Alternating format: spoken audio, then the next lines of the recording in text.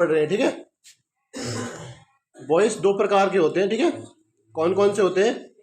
एक तो active voice होता है और दूसरा पैसिव वॉइस होता है, ठीक है। तो देखो एक्टिव वॉइस के अंदर क्या होता है, एक्टिव वॉइस के अंतर्गत होता है सब्जेक्ट प्रधान होता है, ठीक है। प्रधान का मतलब होता है बिल्कुल उस सब्जेक्ट के ऊपर डिपेंड होता है पूरा कार्य, ठीक है। और पैसिव वॉइस में वो ऑब्जेक्ट प्रधान हो जाता है, ठीक है, यानी कि सारे काम ऑब्जेक्ट के अकॉर्डिंग होंगे, ठीक है। और इनके अंदर जो वर्ब आती है ना, वर्ब, तो एक्टिव वॉइस के अंदर तो क्या होता है कि मतलब क्या है, सब्जेक्ट के पुरुष या वचन के अकॉर्डिंग तुम मतलब क्या है वर्ब का यूज करोगे, ठीक है। और पैसिव वॉइस में क्या होता है, इसमें ऑब्जेक्ट के पुरुष या वचन के अनुसार अपन मतलब जो वर्ब है वो यूज करते हैं, ठीक है।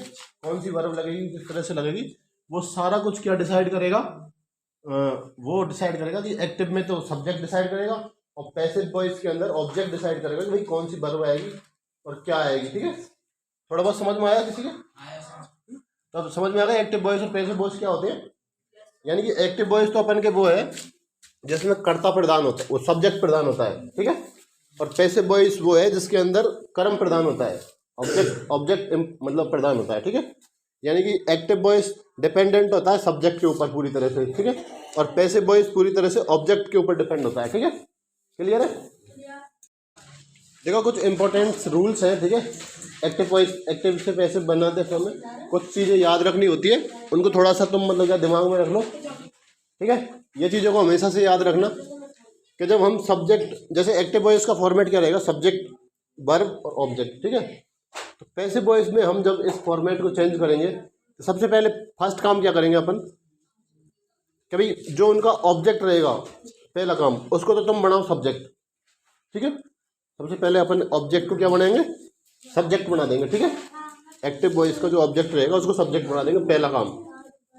अब यहाँ पर जो सब्जेक्ट आएगा उधर से ऑब्जेक्ट बन के सब्जेक्ट आएगा, इस सब्जेक्ट के अकॉर्डिंग अपन टेंस को चेंज करेंगे, ठीक है। कौन सा टेंस आएगा, कौन सा वचन आएगा, क्या चीज़ लगेगी, मतलब वही फर्स्ट पर्सन लगेगा, सेकंड पर्सन लगेगा, थर्ड पर्सन, किस चीज़ के मतलब उसके अकॉर्डिंग अपन यहाँ पर जो ऑब्जेक्ट सब्जेक्ट बनाए ना उसके अकॉर्डिंग अपन टेंस को चेंज कर देंगे, ठीक है। उसी की हेल्पिंग वर्ब लगाएंगे मतलब क्या, ठीक है, जो टेंस आएगा अपन उसके अनुसार। तीसरी चीज़ मतलब क्या है, वर्ब की थर्ड फॉर्म लगाएंगे, ठीक है। पहला क्या हो गया, सब्जेक्ट को ऑब्जेक्ट, हाँ बेटा सही है, बैठ जाओ, ऑब्जेक्ट को सब्जेक्ट पहला, ठीक है। दूसरा, पहला काम तो हो गया अपन को ऑब्जेक्ट को सब्जेक्ट बना दिया, ठीक है। दूसरा, टेंस को चेंज कर दिया अपन ने, ठीक है। तीसरा, इसका जो सब्जेक्ट होगा ना इसको ऑब्जेक्ट बनाएंगे अपन, इधर सब्जेक्ट को ऑब्जेक्ट बनाने से पहले उसके आगे बाई लगाएंगे, ठीक है। और वर्ब की थर्ड फॉर्म का प्रयोग करेंगे, ठीक है।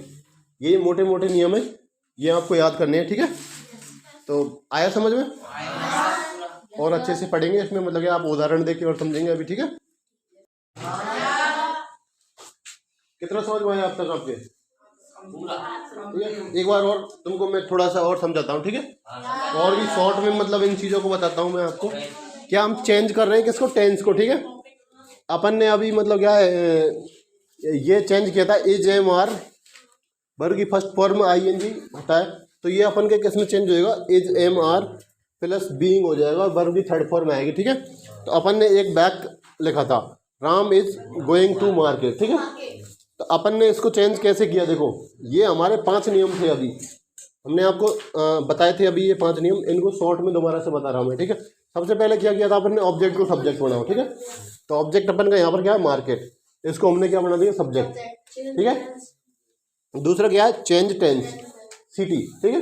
अपन ने टेंस को चेंज किया, भाई इस पे इज गोइंग आ रहा है, ठीक है, तो इज बीइंग हो जाएगा ये, ठीक है। अपन क्या क्लियर है, बीइंग जुड़ जाएगा इसमें, ठीक है।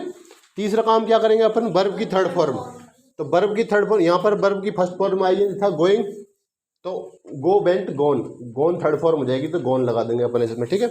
चौथा काम अपन ने क्या किया था, सब्जेक्ट को ऑब्जेक्ट बनाओ, तो सब्जेक्ट को अपन ने ऑब्जेक्ट बना दिया, भाई राम को ऑब्जेक्ट बनाएंगे अपन यहाँ पर, ठीक है। और ऑब्जेक्ट बनाने से पहले हम बाई का प्रयोग करेंगे, ये हमारा 5वां नियम था, ठीक है। तो 5 नियम आपको सब समझ में आ गए। ऑब्जेक्ट को सब्जेक्ट बनाओ, चेंज टेंस को चेंज करो, दूसरा काम। तीसरा काम, वर्ब की थर्ड फॉर्म लगाओ। चौथा काम, सब्जेक्ट को ऑब्जेक्ट बनाओ, ठीक है। सब्जेक्ट को ऑब्जेक्ट बनाने से पहले उसके सामने बाई लगाओ, ठीक है। समझ में आया? क्लियर है सबका? कोई डाउट? ठीक है।